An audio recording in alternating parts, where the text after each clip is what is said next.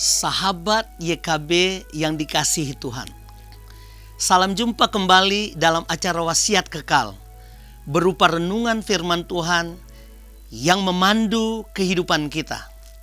Saya Pendeta Romi S. Palit dari Gereja Gerakan Pentakosta GGP Bait El Depok, anggota PGIW DKI Jakarta.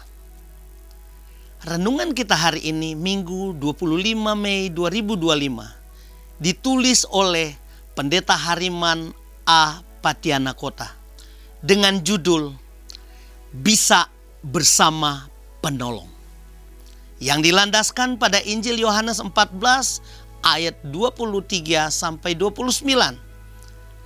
Dan yang akan menjadi pusat perenungan kita adalah Yohanes 14 ayat 26. Sebelum merenungkan firman Tuhan, mari kita berdoa.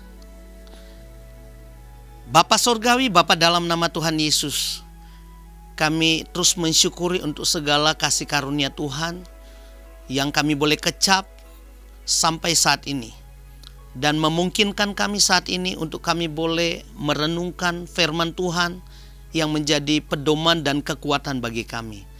Kami buka hati kami, dalam nama Tuhan Yesus kami berdoa. Amin. Sahabat, saya akan bacakan untuk kita dalam Yohanes 14 ayat 26. Dengarkan firman Tuhan. Namun penolong, yaitu Roh Kudus, yang akan diutus oleh Bapa dalam namaku, Dialah yang akan mengajarkan segala sesuatu kepadamu dan mengingatkan kamu akan semua yang telah kukatakan kepadamu. Tahan godaan itu tidak gampang. Bagaimanapun manusia itu masih darah dan daging. Kita berjuang mempertahankan diri dari korupsi dan suap. Sedangkan yang lain melakukan hal itu. Tidak mengambil bagian dianggap bukan kawan. Serba salah. Sangat tidak mudah. Sahabat, pernahkah Anda mendengar cerita seperti ini? Mempraktekkan kebenaran, keadilan, dan kejujuran memang tidak mudah. Namun bukan tidak bisa.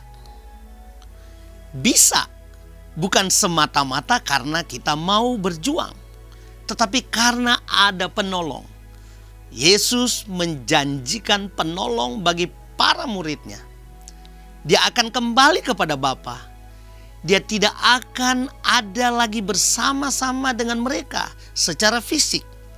Namun penolong itu akan datang dan mengingatkan mereka akan apa yang sudah Yesus katakan dan ajarkan kepada mereka. Penolong itu yang akan mendampingi dan memberdayakan mereka. Sehingga sama seperti ketika Yesus masih ada di tengah-tengah mereka, para murid ini akan selalu mendapatkan keberanian untuk melakukan apa yang diteladankan oleh Yesus Kristus. Bahkan melalui mereka, orang akan mengenal Bapa yang mengutus Yesus. Saudara, penolong itu adalah Roh Kudus. Roh Kudus mengajar, memberdayakan, dan menyertai para murid Yesus. Roh Kudus juga mengajar, memberdayakan, dan menyertai kita di masa kini. Dalam ketidakmudahan kita untuk hidup benar, adil, dan jujur, Roh Kudus akan menolong kita.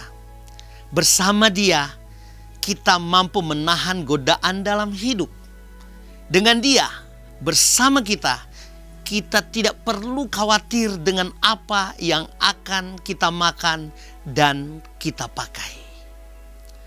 Mari kita berdoa.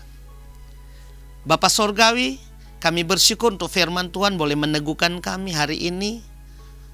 Kau ajar kami untuk kami terus mengandalkan Tuhan, dan kami tahu ada Roh Kudus yang akan terus menolong kami menjalani hidup-hidup kami hari-hari ini.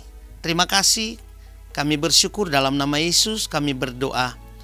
Amin. Sahabat, demikian renungan kita hari ini. Jangan lupa subscribe, like, dan bagikan kepada sebanyak mungkin orang. Tuhan memberkati.